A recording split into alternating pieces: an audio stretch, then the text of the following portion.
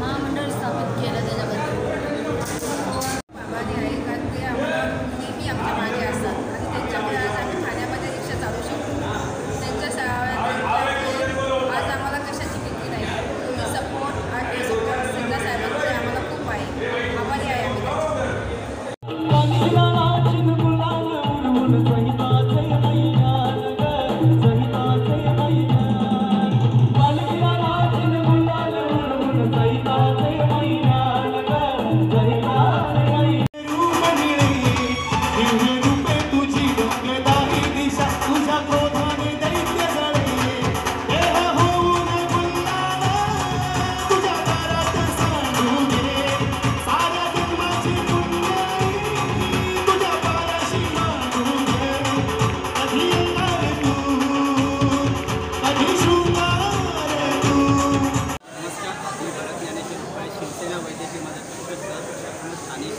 आज प्रक्रियेच्या इथे रिक्षाही नियमतर्फे नामदार मुख्यमंत्री एकनाथ शिंदे साहेब यांचा सत्कार आहे की त्यांनी धर्मवीर आनंदीजे या नावाने रिक्षा टॅक्सी युनियनसाठी ज्या सेवा दिल्या त्यांच्यासाठी कल्याणकारी मंडळ स्थापन केलं आणि त्या रिक्षा चालकांसाठी आज आपण मुख्यमंत्री वैद्यकीय सहायता निधीमध्ये कशी मदत देता येईल त्यांच्यासाठी आपण ते मुख्यमंत्री वैद्यकीय सहायता निधीचा टेबल मांडण्यामध्ये एस चिंपे सर यांच्या मार्फत लावलेले आहे। आपण आतापर्यंत जेवढे रिक्षा युनियनचे सदस्य असतील त्यांना आपण त्या मुख्यमंत्री वैद्यकीय सहायता निधीबद्दलची माहिती दिली आहे आणि त्यांची त्या कल्पना देऊन आपणही दुसऱ्यांना जनजागृती करा आणि मुख्यमंत्री वैद्यकीय सहायता निधी जास्तीत जास्त लोकांपर्यंत पोहोचावा ही म्हणजे सरांची संकल्पना आहे आणि ती संकल्पना आम्ही ठाण्यामध्ये राबवत आहोत। जय महाराज। क्या कहेंगे आज पूरे ठाणे के रिक्शे वालों की तरफ से यहाँ पर मुख्यमंत्री का जो जाहिर सत्कार किया जा रहा है, क्या कहना चाहिए?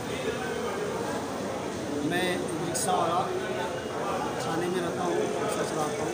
यहाँ पे जो माननीय एकनाथ भोई साहब ने कदम उठाया है रिक्शा वालों के प्रति और ठाणे शहर में घूम के रिक्शा वालों से पूछताछ किए, दुख समझे उनका। रिक्शा वालों ने सब अपना दुख बताया कि साहब हर दिवस 50 रुपये का फाइन लगता है, हर एक रिक्शा के ऊपर 50,000, 1 लाख, 2-2 लाख रुपया फाइन है। कोई रिक्शा वाला का एक्सीडेंट हो जाता है तो कोई पूछने वाला नहीं है। रिक्शा वाले के बाल बच्चा एक्सीडेंट होने के बाद पढ़ेंगे कैसे, कहाँ खाएंगे, कुछ भी देखने सुनने वाला नहीं है। माननीय एकनाथ भोई साहब ने रिक्शा वालों के डर समझ के माननीय नामदार श्री मुख्यमंत्री एकनाथ शिंदे साहब के यहाँ इस बात को रखे और वहाँ से जो माननीय मुख्यमंत्री जी ने जो कदम उठाया, जो यूनियन बनाया महाराष्ट्र सरकार का, इसमें रिक्शा वालों के बच्चों के लिए छात्रवृत्ति, उनका एक्सीडेंट हो जाने को उसके लिए बीमा, उनको बीमा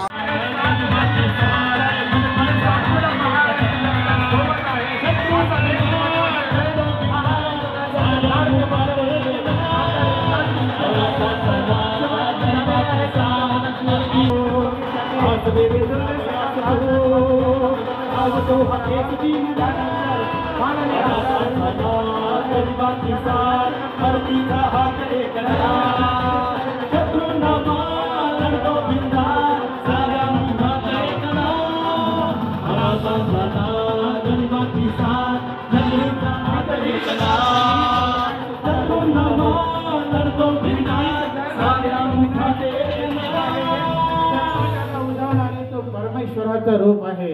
भीतो प्रत्येक क्षेत्रातील अंधार तुलाच फक्त या जगती, भीतो प्रत्येक क्षेत्रातील अंधार तुलाच फक्त या जगती, तुझ्या तेजाने सर्व धरती तुम्ही दादा आमच्या खरे सत्कार होते चार सेवाचा विनंती करतो। कृती समिती नारायण मालुंगे, विनोद खर्डेकर, बाळा निकम साहेब, ग्रामीण जिल्हा तालुका यांच्याकडून साहेबांवरती यायचं।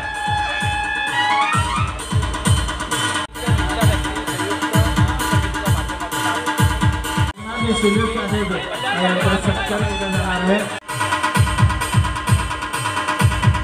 चालक यांच्यासाठी फार मोठं गिफ्ट दिलं आणि म्हणूनच आज या ठिकाणी रिक्षा चालक टॅक्सी चालकांच्या वतीने त्यांचा हा सत्कार सोहळा आयोजित केलेला आहे। कारण साहेबांनी ज्या वेळेला मुख्यमंत्री झाले त्यावेळेला जो धाडसी निर्णय घेतला, त्याच प्रकारे या सर्व महाराष्ट्रामध्ये जे जे काही केलं ते धाडसी निर्णयानेच केलेलं आहे. ते आजपर्यंत कोणीही मुख्यमंत्री करू शकत नव्हते. अशा प्रकारचे निर्णय हे महाराष्ट्र राज्यामध्ये माननीय मुख्यमंत्री एकनाथ शिंदे साहेबांनी घेतलेले आहे. ऑटो रिक्षा टॅक्सी कल्याणकारी महामंडळाची स्थापना झाली. धर्मवीर आनंद दिघे साहेब त्या मंडळाला नाव देण्यात आलं आणि त्यामुळे सर्व 1500 रुपयाचा ऑनलाईन दंडाचा पूर्व 200 रुपये वाहवा आणि रिक्षाचे मुक्त परवाने बंद करावे. ईश्वरी गाडगे याने लवकर व्यासपीठावरती यायचं आहे. आणि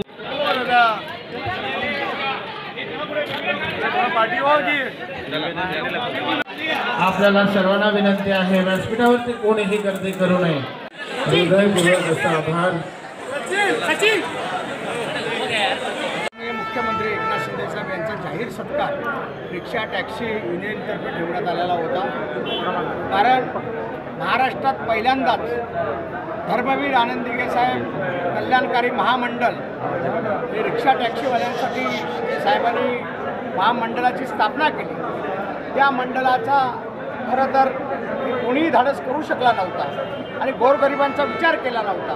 परंतु आज रिक्षा टॅक्सी चालक यांच्यासाठी जो साहेबांनी विचार केला, त्यासाठी एक ठाणेकर म्हणून एक फुलाची पाकळी म्हणून या आमच्या सर्व युनियनच्या माध्यमातून सगळ्या युनियनने एक युनिटी केली आणि त्याच्या माध्यमातून हे साहेबांचा सत्कार जाहीर सत्कार या ठिकाणी ठेवला. काय प्रमुख मागण्या सांगितल्या जातात? मागण्या रिक्षा चालकांच्या अनेक आहेत. साहेबांनी ते सांगितलं की मी सर्व मागण्या मान्य करणार, परंतु त्यामध्ये विशेष एक मागणी अशी आहे की जो दंड आहे तो 1500 रुपये दंड आकारला जातो, तो दंड 200 रुपये आकारावा आणि जे 3-3 लाख रुपये लोकांचे 1500 रुपयाप्रमाणे दंड आकारलेला आहे तो माफ करावा, ही एक प्रमुख मागणी होती. जय भवानी. आज धर्मवीर आनंद दिघे साहेबांच्या नावाचं आपण ठाणे नाही ऑटो रिक्षा आणि धर्मवीर आनंद दिघे साहेब महाराष्ट्र ऑटो रिक्षा आणि मीटर टॅक्सी चालक कल्याणकारी महामंडळाची आपण स्थापना केली आणि त्याबद्दल आपण या जाहीर सत्काराचं आयोजन केलं. याबद्दल मी आपला मनापासून आभारी आहे. आपल्याला मनापासून धन्यवाद देतो. खरं म्हणजे सत्कार मुख्यमंत्री झाल्यानंतर माझे खूप झाले आणि पूर्ण राज्यभरामध्ये ज्या ज्या ठिकाणी जातो त्या त्या ठिकाणी सत्कार. आता तर रक्षाबंधन सुरू झालं आहे, राख्या बांधवायचं काम चालू झालं आहे. माझ्या बहिणी, लाडक्या बहिणी आनंदाने स्वागत करतायत, शुभेच्छा देत आहेत, आशीर्वाद देत आहेत. असे अनेक कार्यक्रम या महाराष्ट्रामध्ये सुरू आहे. परंतु हा आजचा जो सत्कार सोहळा आहे हा माझ्या कुटुंबातला आहे, माझ्या परिवारातला आहे. याचा एक वेगळा आनंद आहे. अरे काय करताय. आणि रिक्षा टॅक्सी ही जी काय सेवा आहे ही सेवा सर्वसामान्य माणूस देतो, सर्वसामान्य माणसांना. कारण ज्याची स्वतःची गाडी नाही तो एक तर टॅक्सीत बसतो नाहीतर रिक्षात बसतो आणि जो चालवतो तोही सर्वसामान्य आहे. म्हणजे सर्वसामान्यांना देणारी सेवा आहे. आणि म्हणून पण तुम्हाला सांगतो, जेव्हा अशी वेळ येते तेव्हा रिक्षा देखील मर्सिडीजला मागे टाकते. टाकली आहे ना, माहिती आहे ना कधी टाकलेली.